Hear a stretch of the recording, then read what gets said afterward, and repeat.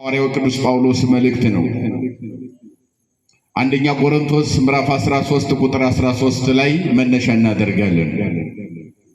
አንደኛ ቆሮንቶስ ምዕራፍ 13 ቁጥር 13 ላይ እንዲህ ይላል፣ ወይዜኒ እሉ ሰለስቱ ይነብሩ ለዓለም፣ እንግዲህ እነዚህ ሶስቱ ለዘላለም ጸንተው ይኖራሉ ካለ በኋላ ሃይማኖት የመጀመሪያው እምነት ነው ይላል። ወተውክልት ሁለተኛው ተስፋ ነው ይላል። ወተፋቅሮ ሶስተኛው ፍቅር ነው ይላል። ወእምኩሉሰ ያቢ ተፋቅሮ፣ ከሁሉም ግን ምን ይበልጣል? አይሰማም። ምን ይበልጣል? ከሁሉም ምን ይበልጣል? ፍቅር ይበልጣል። መነሻችን ከሁሉም ምን ይበልጣል? ፍቅር ይበልጣል። ስለ ፍቅር ነው ሐዋርያው የሰበከው። በእርግጥ እያንዳንዱ መልክዓ ምድር፣ የአየር ጠባይ፣ የኑሮ ዘይቤ፣ የሰዎችን የአኗኗር ዘይቤና የእውቀት ደረጃ በሚመጥንና በልክና በመጠኑ የሰበከ ሐዋርያ ነው። ቅዱስ ጳውሎስ ከሌሎቹ የሚለየው ዓለምን ሲሰብክ ዝም ብሎ አይደለም፣ በዘፈቀደ አይደለም፣ ስብከት አይሰበክም። እንደ መልክዓ ምድሩ፣ እንደ አየር ጸባዩ፣ እንደ ሰው የኑሮ ዘይቤና የእውቀት ደረጃ ዓለምን ሰብኮታል። ለዚህም በወንጌል ውጤታማ ሐዋርያ ሆኗል። በመጽሐፍ ቅዱስ ታሪክ ስታጠኑ፣ በተለይ አዲስ ኪዳን የተባለውን የትምህርት ደረጃ ስታጠኑ፣ በአዲስ ኪዳን ትምህርት እጅግ ጎልቶ የሚታይ ሐዋርያ ነው። በሚስጥር ክንፍ ይበራል። በረቀቀ ሁኔታ ዓለምን እንዴት አድርጎ እንደሰበከው ያልተግባባውን ዓለም አግባብቶ ወደ አንድ ክርስቶስ ለማንጣት ያደረገውን ጥረት በጣም የሚደንቅ ነው። አንዳንዶቹ አይሁድ ዘንድ ሄደው ይሰብካሉ። አይሁድን ለማሳመን ጥረት ያደርጋሉ። ያመነው ያምናል፣ ያመፀውም ያመጻል። አንዳንዶቹ አሕዛብ ምድር ሄደው አሕዛብን ይሰብካሉ። ያመነው ያምናል፣ ያመፃ ያመጻል። እንደዚያ ነው። ሌሎቹን ሐዋርያት ስትመለከቷቸው የአሕዛብ መምህራን ናቸው በአብዛኛው ማለት ነው። ይሄ እንጨቱን ድንጋዩን የሚያመልክ ዓለም ነው።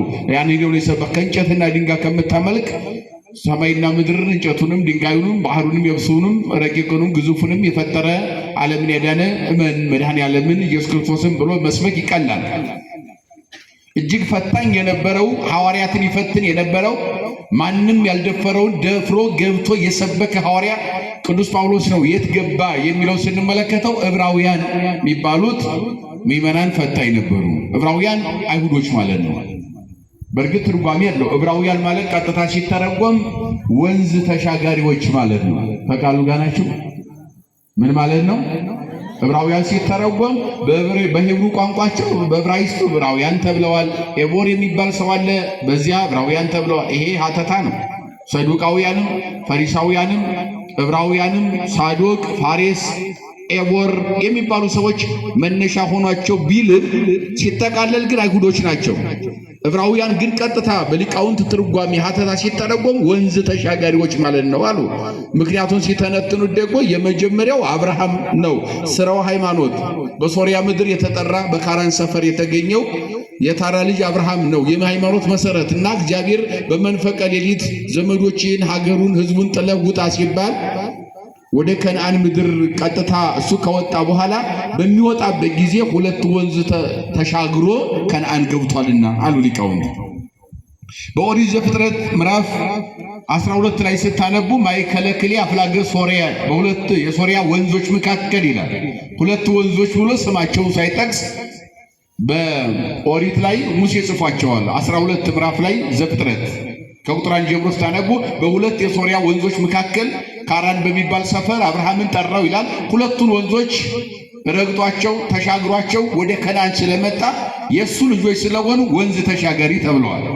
በዚህ መንገድ ሊቃውንት ይላሉ። ሌላው በዚህ በትንቢተ ኢሳይያስ ምዕራፍ 9 ላይ ስታነቡ የወንዞቹን ስም ኢሳይያስ ገልጿቸዋል።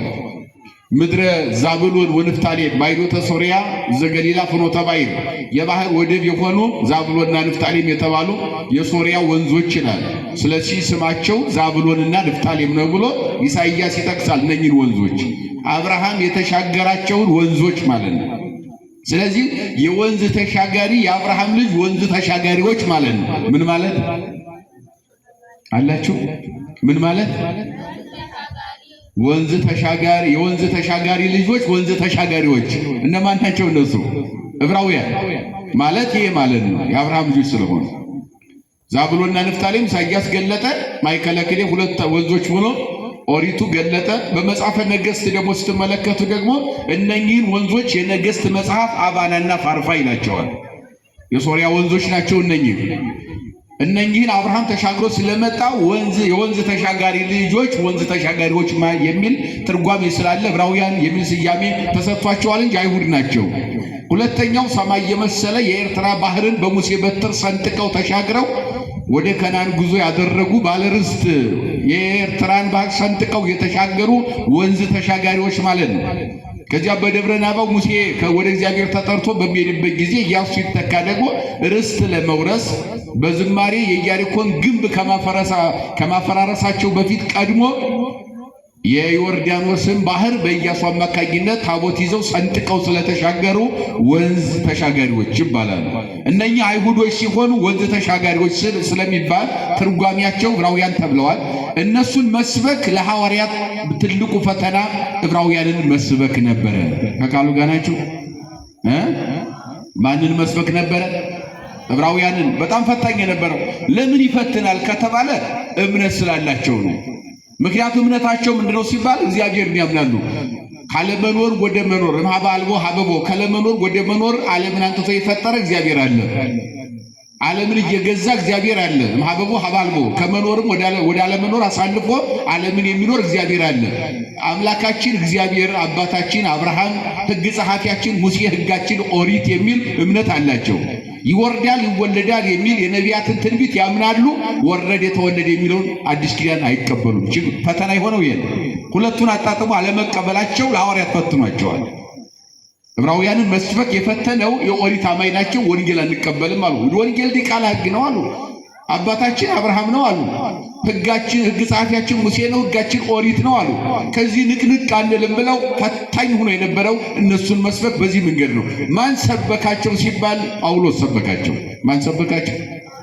እንዴት ሰበካቸው? ያውቃቸዋል። አብሮ አድጓል። ኦሪትን ጠንቅቆ ያውቃታል እስከ ጠባያዋ ድረስ። የኦሪት ሕግ እንደሆነ ከገማልያል እግር ስር ተቀምጦ የተማረ ሐዋርያ ነው ብሏቸዋል። አንተኛን ለመስበክ ምንድነው? ምን ተምረህ ነው? ከየት መጥተህ ነው ብለው ሲጠይቁት አታውቁም እንዴ? ከገማልያል እግር ስር እኮ ቁጭ ብዬ ተማርኩ ነኝ ያላቸው አይሁዶችን። ለምን ቢባል ገማልያል ከእግዚአብሔር ቀጥሮ በእውቀት የሚያመልኩት የሚያምኑት ብቸኛ መምህር ነው። የሕግ መምህር ነው ገማልያል። ከሱ እግር ቁጭ ብዬ እንደተማርኩ አታምኑም እንዴ? እኔን ባታምኑኝም እንኳን እንደ ገማልያልን ትንቁታላችሁ። የኔን አልተማርክም ማለት እኮ ገማልያል አያውቅም እንደማለት ነው ብሎ አሳፍሯቸዋል። አይሁዶቹን እንዲቀበሉት አስገድዷቸዋል። አይታችሁ ከሆነ የዕብራውያን መልእክት በአጠቃላይ ስታነቡት ሁሉንም ምዕራፍ 13ቱን ምዕራፍ ስታነቡት ብሉይ ኪዳንን አዲስ ኪዳንን አጣጥሞ ነው የሰበከው። አዲስ ኪዳን ብቻ አልሰበከም። ሌሎቹ ቦታ ላይ ሮም ላይ ስትሄዱ ብሉይ ኪዳንን ብዙ አታገኙትም። የምታገኙት አዲስ ኪዳንን ነው። ገላትያም ላይ ስለ አዲስ ኪዳን ነው። ስለ ክርስቶስ የዓለም መድኃኒትነት ነው የሰበካቸው። በቀላሉ እንጨትና ድንጋይ የሚያመልኩ ስለሆነ በቀላሉ ወደ ክርስቶስ ማንጣት ስለማያስቸግሩ ማለት ነው። ከእንጨትና ድንጋይ ወደ እግዚአብሔር ማንጣት በጣም ቀላል ነው። እግዚአብሔርን አምነው ግን በስጋ የመጣውን ኢየሱስ ክርስቶስን እሱን አለመቀበላቸው ደግሞ በስጋ መምጣቱን አለመቀበላቸው ፈታኝ ያደረገው ይሄ ነበረ። ግን እሱ ሰበካቸው በደንብ አድርጎ ሐዋርያው። እና ምን ለማለት ፈልጌ ነው? አይሁዶችን ሲሰብካቸው በብሉይ ኪዳን ስለሚያምኑ ብሉይ ኪዳንን አበጥሮ አንጠርጥሮ ከሰበከላቸው በኋላ ኦሪተ ሙሴን አያይዞ ወንጌልን ይሰብካል በደንብ። ይወርዳል ይወለዳል የተባለው እኮ ነው የወረደው የተወለደው። አዲስ ኪዳን ማለት ይሄ ነው። ብሉይ ኪዳን ማህፀን ነው፣ አዲስ ኪዳን ጽንስ ነው። ብሉይ ኪዳን ጥላ ነው፣ አዲስ ኪዳን አካል ነው።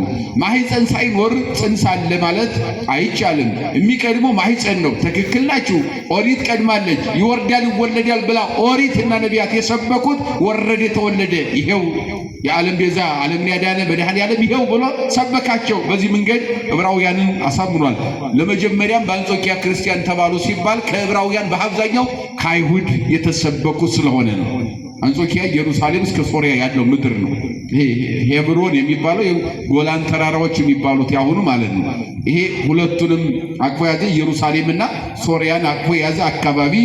እሱም ራሱ በዚያው ጠርሴስ ቅርብ የሆነች በሶሪያ ምድር ተወልዶ ያደገ ሳውል የተባለ፣ ሳውል ማለት ትርጓሜው ደግሞ ሀብተ እግዚአብሔር ወይም ውህብ እግዚአብሔር ከእግዚአብሔር የተሰጠ ሀብት ማለት ነው። ሌላው ወደ ቆሮንቶስ ስንመጣ ደግሞ ቆሮንቶስ ላይ በጣም ሶስት መሰረታዊ ነገር የቆሮንቶስ ምዕመናንን ፈትኗቸው ነበር። ቆሮንቶስ ዘውቱ አቴንስ ግሪክ ነው።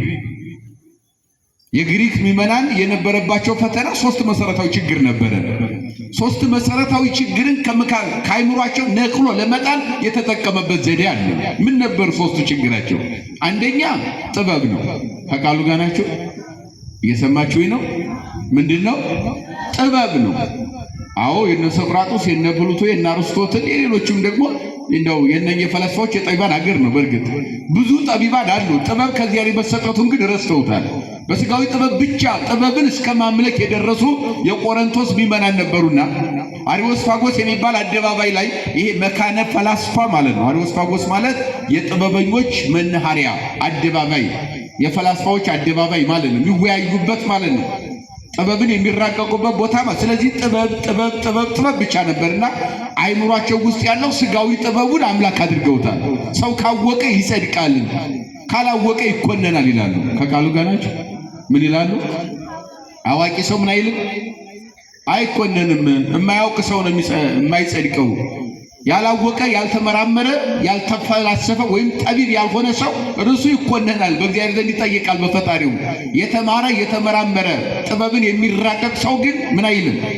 በእግዚአብሔር ጥያቄ የለበትም እስከ ማለት ድረስ ጥበብን ለጽድቅም ለኩነኔም ጥበብን አድርገው ስጋዊ ጥበብን ወስነው ይዘው ስለነበረ አንዱ ፈተናቸው ይሄ ነው። ለዚህም ነው ሐዋርያው ብርሃነ ዓለም ቅዱስ ጳውሎስ በአንደኛ ቆሮንቶስ ምዕራፍ 1 ምዕራፍ 2 ስታነቡት ጥበብ ላይ ነው በብዛት ያስተማረው። ጥበብ ላይ ነው ያስተማረው። አንደኛ እናንተ አይሁዶች ምልክትን ይሻሉ፣ እናንተ ግሪኮች የጽር ወይም የግሪክ ሰዎች ደግሞ ጥበብና ፍልስፍናን ትሻላችሁ። እኛ ግን የተሰቀለውን ክርስቶስን ምን እንላለን? እንሰብካለን አላቸው። ደግሞም ስለ ጥበብ እንነጋገር ከተባለ አለ ጥበብ የምትሉት ምንድን ነው? የዚህ ዓለም ጥበብ የት አለ? ጥበበኛውን እስኪ አንጡልኝ አለ። እስኪ አንጡት።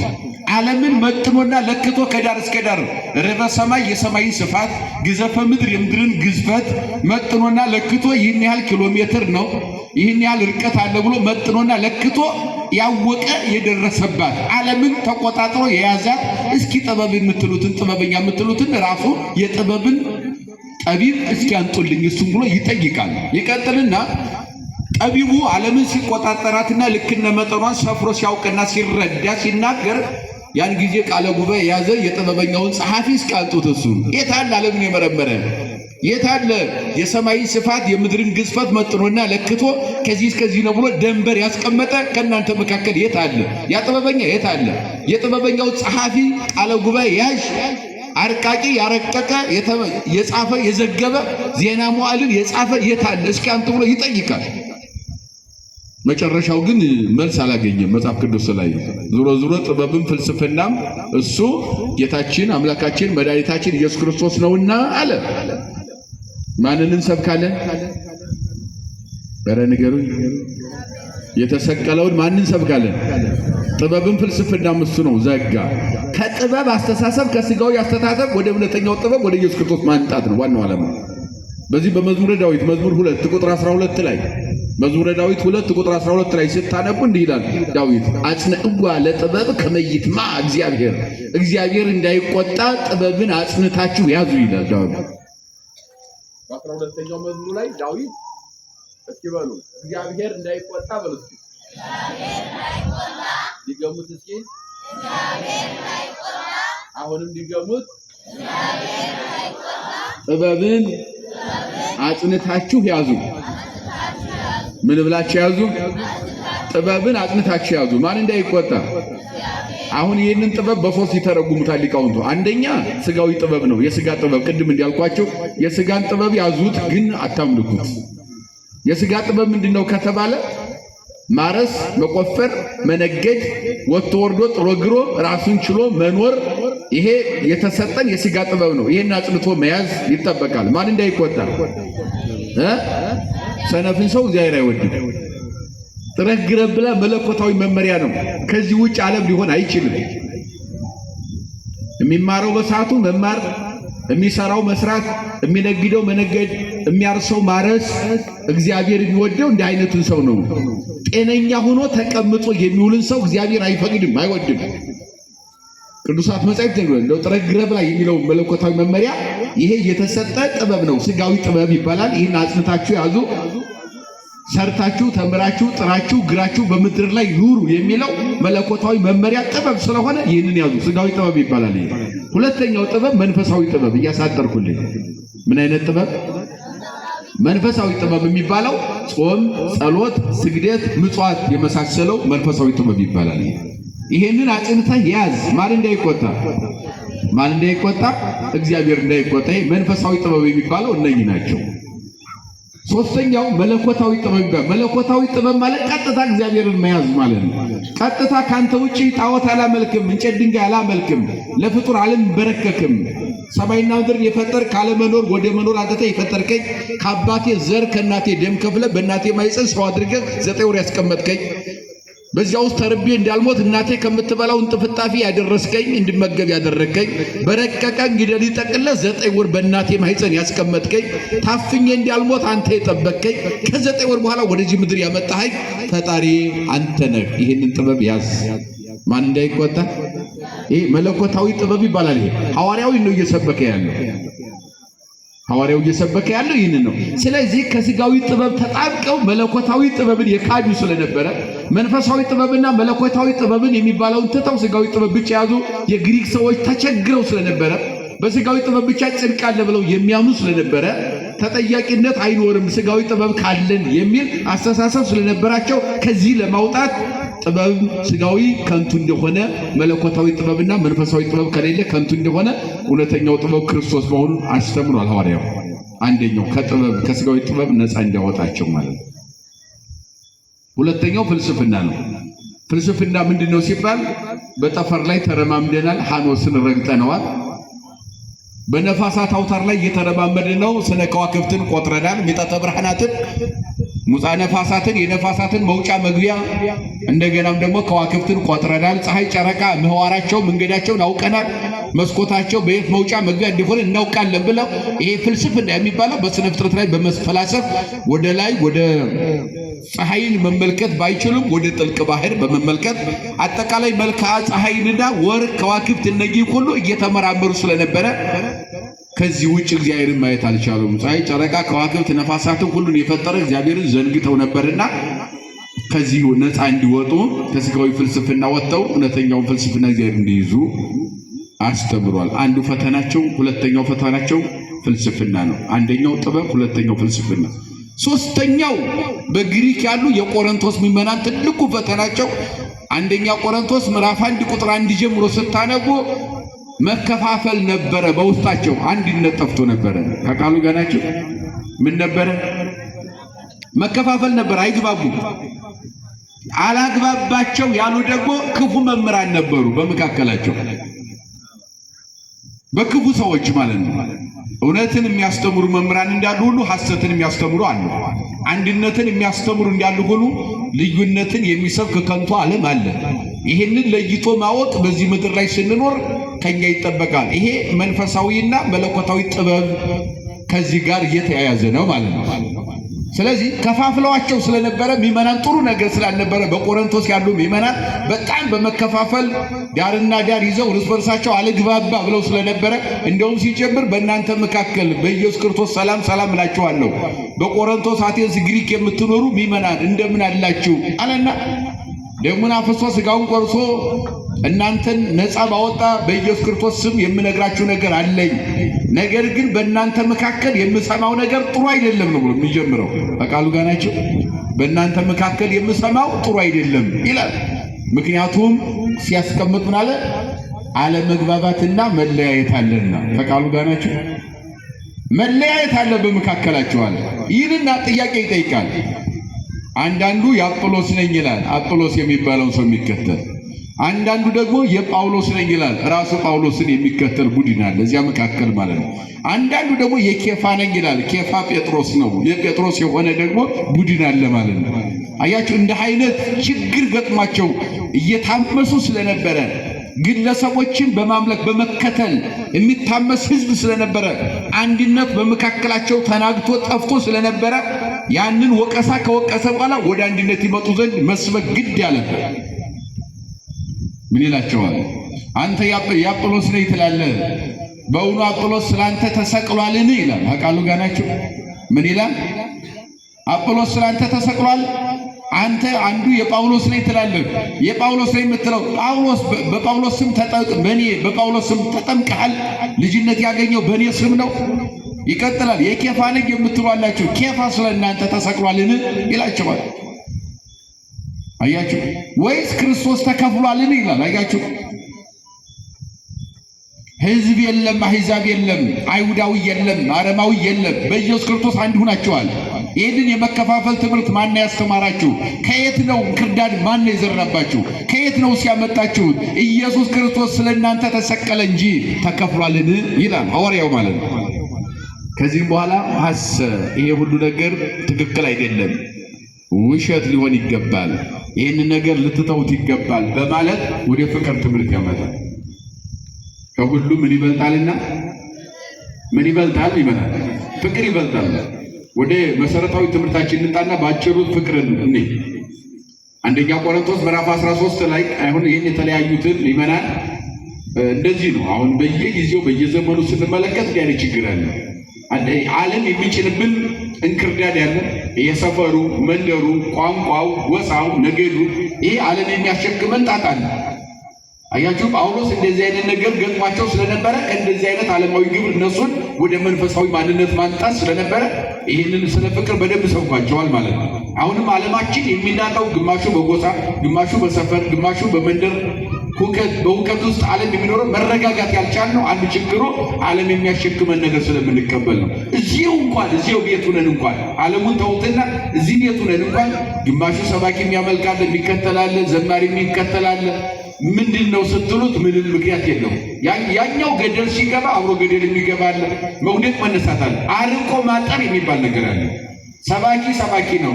ምንድን ነው ከተባለ ሰባኪ የኢየሱስ ክርስቶስን ቃል ያስተላልፋል። መጠቀሚያ ነው። ከቃሉ ጋር ናቸው። የክርስቶስ መጠቀሚያ ነው። ለምሳሌ ይህን ድምፅ ማጉሊያ ማን ይጠቀምበታል? እኔ እጠቀምበታለሁ። አይደል? ለምሳሌ እኔ ቁጭ ባደርገው ምን ይናገራል? ምን የሚያስተላልፈው ነገር ያለው የሚጠቅመው ነገር አለ? የለም አይደል? እኔ ደግሞ ለክርስቶስ እንደዚህ ያለኝ አያቸው። እሱ ካልተናገረ እሱ ካላስተማረ እኔ ባዶ ነኝ፣ ምንም አልጠቅምም። ስለዚህ ይህንን መረዳት ያስፈልጋል። ሰባኪ እንደዚያ ነው። በቃ ሰባኪ ተላላኪ ነው፣ ያገለግላል፣ ስራው ማገልገል ነው። ዘማሪው ይዘምራል፣ ተላላኪ ነው፣ አገልጋይ ነው። ቄሱ ይቀድሳል፣ ማህሌታዊ ማህሌት ይቆማል። በቃ መጠቀሚያ ነው፣ አገልጋይ ነው፣ እግዚአብሔር ያገለግላል፣ የእግዚአብሔር ባሪያ ነው። መላላክ ነው ስራው። ከዚያ ውጭ ልናመልከው ልንከተለው የሚገባ ምንም አጀንዳ የለም። የምንከተለው ሰማይና ምድርን የፈጠረ ዓለምን ያዳነ የድንግል ማርያም ልጅ ማንም ብቻ ነው። ክብርና ምስጋና ለስሙ ይሁን። ኢየሱስ ክርስቶስን ብቻ ነው። ስለዚህ የቆሮንቶስ ምዕመናን የጳውሎስ የኬፋ እኔ የጳውሎስ በእኔ ስም ተጠምቀሃል? አላጠመኩም። በእኔ ስም የተጠመቀ የለም። በእኔ ስም ልትነግዱ አይገባም ማለት ሐዋርያው፣ እውነተኛው ሐዋርያ።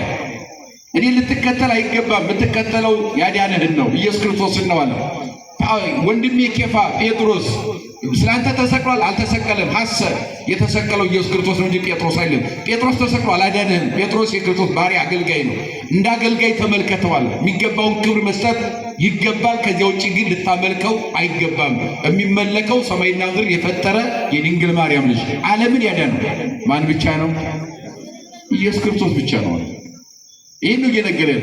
አጵሎስ ስላንተ ተሰቅሎ አልተሰቀለም አለ፣ ወይስ ክርስቶስ ተከፍሎ አልተከፈለም አለ። ስለዚህ ሲያስተምራቸው ምን አለ? እነኚህ ሶስቱ ይላል ሃይማኖት፣ ተስፋ፣ ፍቅር፣ እነኚህ ሶስቱ ለዘላለም ጸንተው ይኖራሉ አለና ከሁሉም ግን ምን ይበልጣል? ፍቅር ይበልጣል አለ። ሲጀምር ምን አልመሰላችሁ?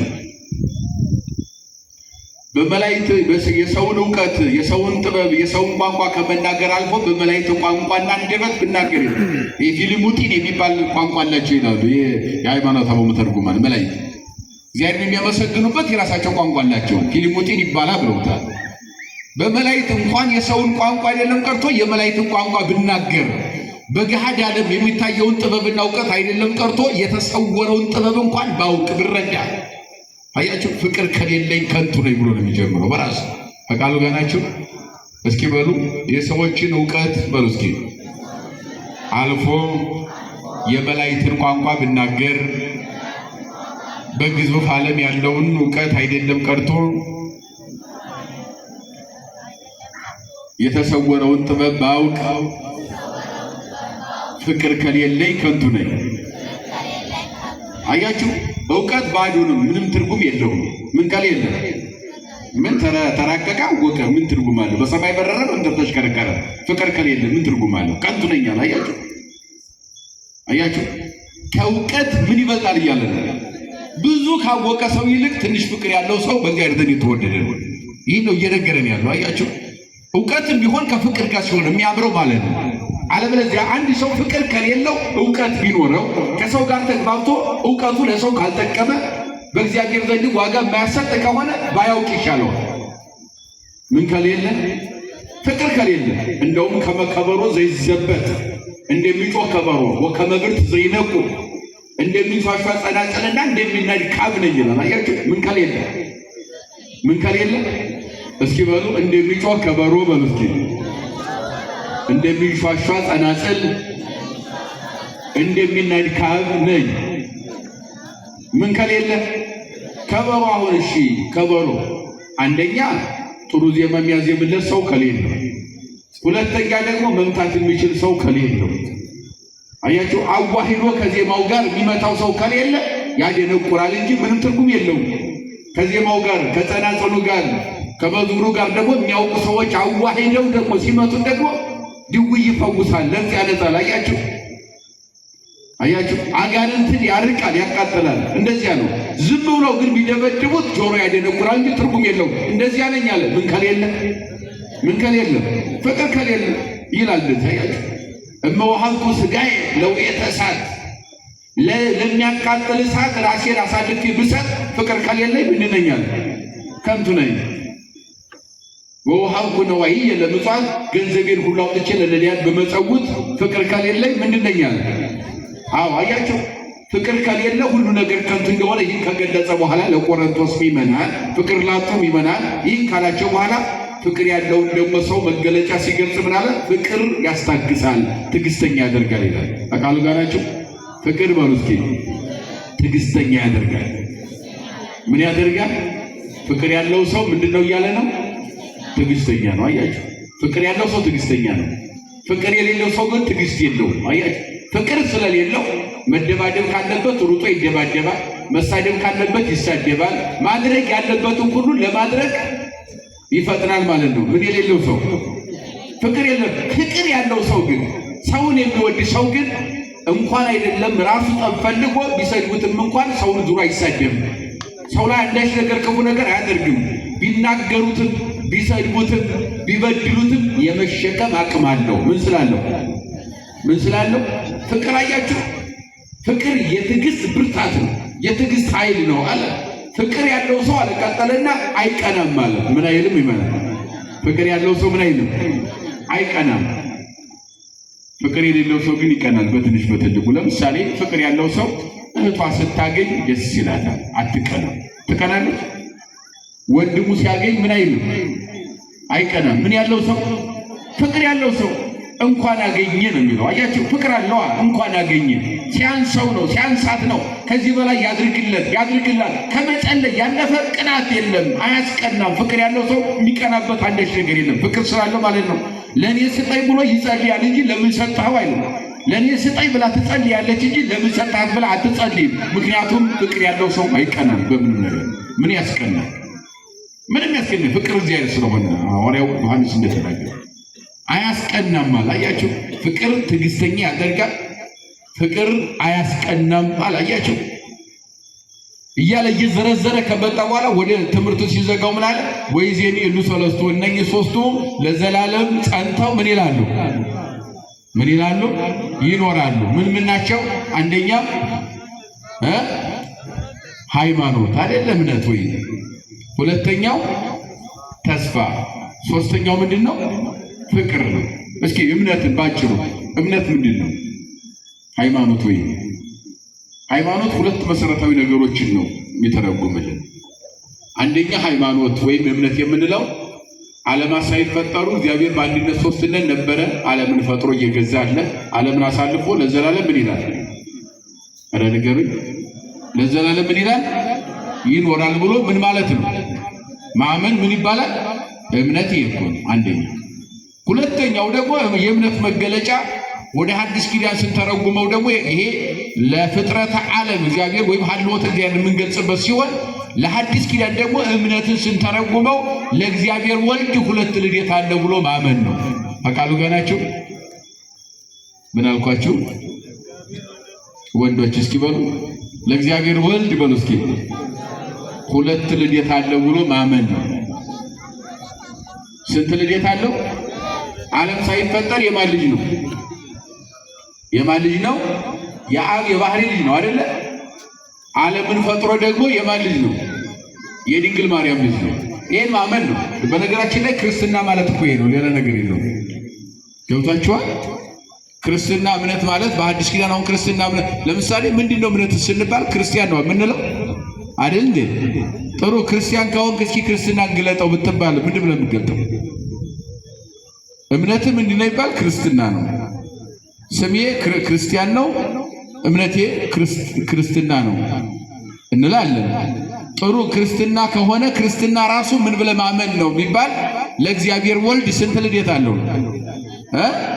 ሁለት ልደት አለው። መጀመሪያ ዓለም ሳይፈጠር የማን ልጅ ነው? የእግዚአብሔር አብ ልጅ ነው አይደለ? ዓለምን ፈጥሮ የማን ልጅ ነው? የድንግል ማርያም ልጅ ነው። የአብ ልጅ ነው ስንል እናት ሳታስፈልገው እስኪ በሉ የአብ ልጅ ነው ስንል በሉ እስኪ እናት ሳታስፈልገው። የድንግል ማርያም ልጅ ነው ስንል በሉ ምን ሳያስፈልገው? አባት ሳያስፈልገው። አባት ሳያስፈልገው የማን ልጅ ነው? የድንግል ማርያም ልጅ ነው። እናት ሳታስፈልገው የማን ልጅ ነው? የእግዚአብሔር አብ ልጅ ነው። ይሄንን ሁለት ልደት ለእግዚአብሔር ወልድ ያለው ብሎ ማመን ክርስትና ማለት ይሄ ነው ማለት ነው። የሕያው የእግዚአብሔር ልጅ ክርስቶስ ብሎ ጴጥሮስ የመሰከረው ማለት ነው። ወደ መጽሐፍ ቅዱስ እናመጣው የሕያው የእግዚአብሔር ልጅ ማለት ዓለም ሳይፈጠር የአብ የባህሪ ልጅ ክርስቶስ ማለት ደግሞ በሥጋ የተገለጠ ባህሪ መለኮትና ባህሪ ሥጋ በተዋህዶ ክርስቶስ ተብሎ የተጠራ ማለት ነው። ጴጥሮስ መሰከረው። ይሄን መሰረት የተባለው እምነቱ ይሄ ነው። ጧት እንዳልነው ማለት ነው። ስለዚህ ይሄ እምነት ነው። እምነት ይሄ ለዘላለም ይኖራል። እምነት ማለት ይሄ ነው። ሁለተኛው ደግሞ ተስፋ ነው። ተስፋ ማለት ያላየነውን ነገር እንደምናየው፣ ያልጨበጥነውን ነገር እንደምንጨብጠው፣ ያልዳሰስነውን ነገር እንደምንዳስሰው እርግጠኛ ሆኖ መኖር ነው ተስፋ። እስኪ በሉ ያላየነውን በሉ እስኪ እንደምናየው፣ ያልጨበጥነውን እንደምንጨብጠው፣ ያልዳሰስነውን እንደምንዳስሰው እርግጠኛ ሆኖ መኖር ምን ይባላል? ተስፋ ይባላል። ያ ደግሞ ቀጥታ ስንተረጉመው የእግዚአብሔር መንግስት ማለት ነው። አሁን መንግስተ ሰማያትን ሂዶ አይቶ የመጣ የለም አይደለ? እኔም እናንተም አላየ ነው። እንደምናየው ግን እርግጠኛ ነን። አልረገጥ ነው። እንደምንረግጠው ግን እርግጠኞች ነን። አያችሁ፣ አልጨበጥነውም። እንደምንጨብጠው ግን እርግጠኞች፣ አልኖርንበትም። እንደምንኖርበት እርግጠኞች ነን። ተስፋ የሚባል ያለ። ሌላው ተስፋን ሲተረጉሙ ሊቃውንት ምን ብሎታል? ኤራቅሊስ የተባለው ሊቅ ሲተረጉመው በተንጣለለ ባህር ውስጥ የሚታይ የብስ ነው ብሎታል ተስፋን። እስኪ በሉ ተስፋ ማለት በሉ እስኪ በተንጣለለ ባህር ውስጥ የሚታይ የብስ ነው። አያችሁ፣ ባህር አለ፣ በባህር ውስጥ የሚታይ መንገድ ማለት ነው። እስራኤል ዘሥጋን መመልከት ነው። ሙሴ ከግብፅ ያወጣቸው ቅዳሜ ማታ ነው። ወዲያው ከግብፅ እንደወጡ ግን የኤርትራን ባህር ነው ያዩት። ባህር ልታሰጥመን ያመጣህን ብለው ሙሴ ጠየቁት። ለእናንተ ባህር ይታያል፣ ለእኔ በባህር ውስጥ መንገድ ይታየኛል አለ። አምላኬ ለዚህ የታመነ ነው፣ መንገድ ይፈጥራል አለ። ስለዚህ በባህር ውስጥ የሚታይ የብስ ምን ይባላል? እንደዚያ ነው ተስፋ ብለውታል ሊቃውንቱ። ሁለተኛው የሊቃውንት ትርጓሜ ተስፋ ሲተረጉሙት ተስፋ ማለት በድቅድቅ ጨለማ ውስጥ የሚታይ ረቂቅ ብርሃን ነው። እስኪ በሉ ተስፋ ማለት በሉ እስኪ በድቅድቅ ጨለማ ውስጥ የሚታይ ረቂቅ ብርሃን ነው። አሁን ያለነው ምን ላይ ነው? ጨለማ ነው አይደል? ሌሊት ላይ ነው አይደል ያለነው? አሁን ጨለማ እየገዛ ነው ያለው። እዚህ በታች አምስት ዓለም ሰንጥቆ መጥቶ ግዛቱን ተረክቦታል፣ ተቆጣጥሮታል። ዓለም በርባኖስ የሚባል ዓለም ውስጥ የተዋለ እዚያ ነው የዋለው። አሁን ግን መጣ። ይሄ ግዛቱ የሱ ነው። በፍጥረት እግዚአብሔር ሰጥቶታል ዓለም እንዲገዛ። ይሄ ኢየሱስ አለ። አሁን ሌሊት ላይ ሆነን ግን ምን ይታየናል? እስኪ ንገሩኝ፣ ምን ይታየናል? ቀን ይታየናል አይደለ? ማንኛው ቀን የነገው አይደል? ያንን እንደምናይ እርግጠኞች ነን። የሚጠራጠራል አለ ግን የለም አይደለ? አያችሁ። ስለዚህ በድቅድቅ ጨለማ ውስጥ ሆኖ የሚታይ ረቂቅ ብርሃን ማለት ሌሊት ላይ ሆነን የነገውን ቀን እንደምናይ የእግዚአብሔር መንግስት እንደዚያ ነው። እዚህ ዓለም ላይ ሆነን የማያልፍ ዓለም ሌላ ዓለም እንደሚመጣ እርግጠኞች ሆነን መኖር ተስፋ ይባላል። እነኚህ እምነትና ተስፋ ነው። ሶስተኛው ግን ፍቅር ነው። ምንድነው? አዎ ከነኚህ ከሁሉም ምን ይበልጣል አለ። ለምን መሰላችሁ? እምነት ብንይዝ ፍቅር ከሌለ ከንቱ ነው። እምነት አያጸድቅም። ምን ከሌለው እግዚአብሔርን አምናለሁ ብንል ምን ይሰራል? ፍቅር ከሌለን እግዚአብሔርንም ሰውንም ካልወደድ ፍቅረ ቢጽና ፍቅረ እግዚአብሔርን ያዙ ተብሏል። የሕግ ሁሉ ፍጻሜ ፍቅር ነው ተብሏል። ፍቅርን ካልያዙ ምንም ትርጉም የለውም። አማኝ መሆን ብቻውን ጽድቅ የለውም። የምንጸድቀው በምንድን ነው ከተባለ የእምነታችን ትክክለኛው ፍሬ መገለጫ ፍቅር የሚባለው ነገር ነው። ተስፋ መንግሥተ ሰማያትን ወርሳለሁ ብሎ በተስፋ መኖር ምን ትርጉም አይኖረው? ምን ከሌለ ፍቅር መኖር አለበት። አያችሁ። ምክንያቱም ተስፋ የምናደርገውን የእግዚአብሔር መንግስት መውረስ የምንችለው ምን ስንይዝ ነው እንጂ ዝም ብሎ በተስፋ መኖር ትርጉም አይኖረውም። ፍቅርን ይዞ ተስፋ ሲያደርጉ ግን የእግዚአብሔር መንግስት የምንወርስበት ዋናው ማረጋገጫው ማይተሙ ምንድነው ከተባለ ፍቅር ይባላል። ጌታችን አምላካችን መድኃኒታችን ኢየሱስ ክርስቶስ በማቴዎስ ወንጌል ምዕራፍ 22 ቁጥር 26 ላይ አንድ የሕግ ምሁር ቀረበና ጥያቄ ጠየቀው። የትምህርታችን ማጠቃለያ ነው። ጥያቄው ያ የሕግ ምሁር ቀርቦ ክርስቶስ ምን አለው? ጥያቄ አለኝ አለው። ምንድነው ጥያቄ አለው? ከሕግ ሁሉ ማን ይበልጣል? ቀጥታ የእግዚአብሔር መንግስት የሚያወርስ ብዙ ሕግ አልፈልግም፣ ብዙ ጥቅስም አልፈልግም አለው። ከሕግ ሁሉ የሚበልጥ ቀጥታ የሚያጸድቅ ሕግ አለ የለም? ንገረኝ ብሎ ክርስቶስን ጠየቀው። አንድ ሕግ ነው የፈለግከው አለው። አዎ አፍቅሮ ለእግዚአብሔር አምላክከ በኩሉ ልብከ ወበኩሉ ሕሊናከ። እንግዲያውስ በፍጹም ሐሳብህ በፍጹም ልብህ እግዚአብሔር አምላክን ውደድ አለው። የሚበልጥ ሕግ ከፈለግ ይሄ ኦሪት ዘዳግም ምዕራፍ 10 ላይ ነው የምታገኙት። ይሄ ከሕግ ሁሉ የሚበልጥ እግዚአብሔር አምላክህን በፍጹም ሐሳብህ በፍጹም ልብህ ውደደው አለው። ይቺማ ከልጅነቴ ጀምሮ ስፈጽማት የኖርኩ የዘወትር ስራዬ ናት። አዎ እወደዋለሁ አምላኬን አለ። ግን እየፈተነ ያለው አምላኩን ነው። የሚገርም እወደዋለሁ አለ። ጥሩ አለው። ጌታችን ልቡን ያውቃል። ለፈተና እንደመጣም ያውቃል። ግን በሱ ምክንያት ሌሎቹን ማስተማር ስላለበት ፍቅርን በደንብ አድርጎ ለዓለም ማስረዳት ስላለበት በፍቅር ሁሉ ነገር እንደሚከናወን ከፍቅር ውጭ ጽድቅ እንደሌለ አስረግጦ መናገር፣ ማስተማር፣ ሕግ መስራት ስላለበት ቀጠለና ሌላ ካለ ንገረኝ ሲለው አፍቅር ቢጸከ ከመ ነፍስከ። ሁለተኛው ሕግ እንግዲያውስ ከሁሉ የሚበልጥ ጓደኛህን እንደራስህ አድርገህ ውደድ አለ። እስኪ በሉ ጓደኛህን በሉ እስኪ እንደራስህ አድርገህ ውደድ። አያችሁ። ይህንን ሲለው ይችንም ሰርቻታለሁ የዘወትር ስራዬ ናት አለ ኢየሱስ። ከዚያ በኋላ ጌታችን ትምህርቱ ሲዘጋ ምን አለ? ብዙ አትድከም፣ 10ን የኦሪት ሕግ ትእዛዛት፣ 6ቱን የወንጌል ሕግ ትእዛዛት፣ 16 ሕግ እንዲተነትንልህ አትፈልጋለሁ። እንግዲያውስ 2ቱን ከፈጸምክ ፍጹም ነህ አለው። እስመ በእላ ክልኤቲ ትእዛዛት ተሰቅሉ ኦሪት ወነቢያት። 10 ትእዛዛት ኦሪትም 6ቱ ቃላት ወንጌልም ተጠናቀዋል አለ። በሁለቱም ፍቅረ ቢጽና ፍቅረ እግዚአብሔር ይህን ያዛል። ከዚህ የሚበልጥ ሕግ የለም። በዚህ ተከናውኗል። ጻድቅ ነህ ግን ከሰራኸው አልሰራኸውም እንጂ ከሰራኸው ጻድቅ ነህ አለ። አያችሁ። ከሁሉም ግን ምን ይበልጣል አለ? ምን ይበልጣል አለ? ፍቅር ይበልጣል አለ። እግዚአብሔር ፍቅሩን ያድል። አዎ አሁን የዓለም ችግር ይሄ ነው፣ የምታዩት ነው። ፍቅር ይቀዘቅዛል ብሎ ጌታችን እንደተናገረው ፍቅር ቀዝቅዟል። ዓለም ጦርነት ላይ ነው ያለው። ዓለም ይበላል አይጠግብም፣ ዓለም ይጠጣል አይረካም፣ ዓለም ይለብሳል አያምርበትም። ተሽከርካሪ ወንበር ላይ ተቀምጦ አይመቸውም፣ ያማረ አልጋ ላይ ተኝቶ እንቅልፍ የለውም ማለት ነው። ለምን ከተባለ ፍቅር የለም። ምን የለም? ዓለም ላይ ምን ጎድሏል? እግዚአብሔር ፍቅርን ይስጠን። አዎ ከፍቅር የበለጠ ምንም እንደሌለ ቅዱስ መጽሐፍ አስረድቷል። ሐዋርያውም የቆሮንቶስ ምዕመናን መለያየታቸውን ምክንያት አድርጎ ፍቅር መያዝ እንዳለባቸው፣ ፍቅር ሳይይዙ የክርስቶስ ነኝ ተስፋ አለኝ እግዚአብሔርን አምናለሁ ማለት እንደማይቻል አስረግጦ ነግሯል ማለት ነው። ስለዚህ ከኛም የሚጠበቀው ፍቅረ ቢጽና ፍቅረ እግዚአብሔርን አስማምቶ በተለይ ደግሞ ክርስቲያን ሲባል የክርስቶስ አካል ስለሆነ ክርስቶስ ራሱ የሆነለት እሱ አካል የሆነ ደግሞ በአንጻሩ ሐዋርያው እንደተናገረው የእርሱ ማደሪያ የክርስቶስ ማደሪያ ማለት ስለሆነ የእሱ ማደሪያዎች ነንና ፍቅር ከኛ ሊጠፋ አይገባውምና በፍቅር መኖር ከኛ ይጠበቃል። ፍቅሩን አንድነቱን አምላካችን ያድለን። ንስሐ ገብተን ሥጋው ደሙን ተቀበለን መንግስቱ እንድንወርስ የእግዚአብሔር ፈቃድ ይሁንልን። የእናታችን የንጽሕተ ንጹሐን የቅድስተ ቅዱሳን የድንግል ማርያም አማላጅነት የቅዱሳን አባቶቻችን ጸሎት አይለየን። ይቆየን።